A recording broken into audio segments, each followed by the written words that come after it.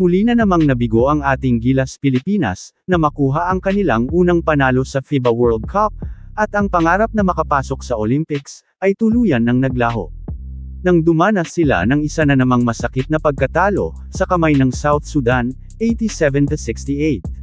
Dahil sa pagkapanalo ng Japan kontra sa Venezuela, ang Gilas ngayon, ay wala ng pag-asang makuha ang isang slot ng Asian team, para sa 2024 Paris Olympics.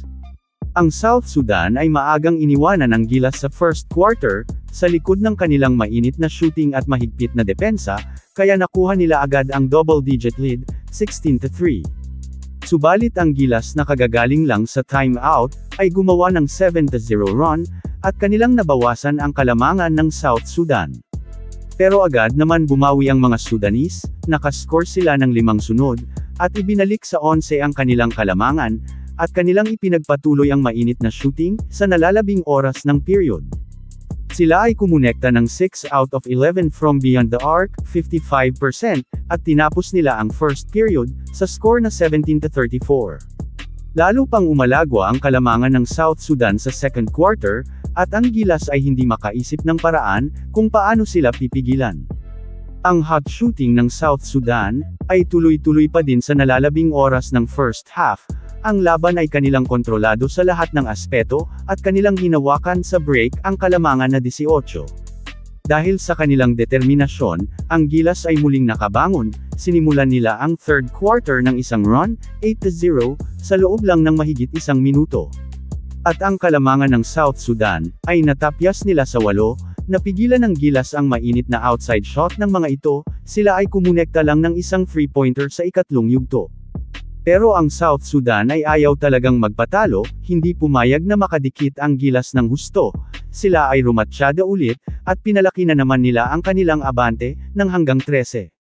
Pero si Jordan Clarkson ay bumitaw ng isang 3, upang ibaba sa 10 ang kanilang hinahabol, bago matapos ang third period.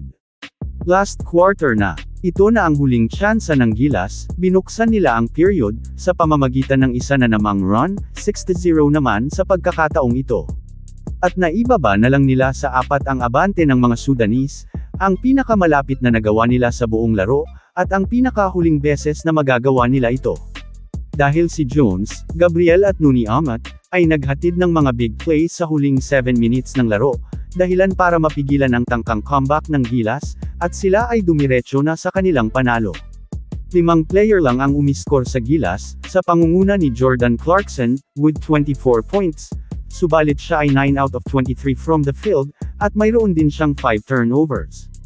Si Dwight Ramos ay gumawa ng double-double, with 20 points and 12 rebounds, double-double performance din para kay AJ Edu, with 12 points, at game-high 14 rebounds. Katulad sa mga nakaraang kalaban ng Gilas, ang South Sudan ay gumamit ng total team effort, 5 players sa kanila ang umiskor ng double digits. Sa pangunguna ni Carlick Jones, na isang rebound na lang para maitala niya ang kanyang triple-double sa game, with 17 points, 9 rebounds at 14 assists. Ang Gilas ay may huli pang pagkakataon na makakuha ng panalo ngayong World Cup, makakalaban nila ang China sa September 2, na tinalo naman ang Angola sa kanilang laban.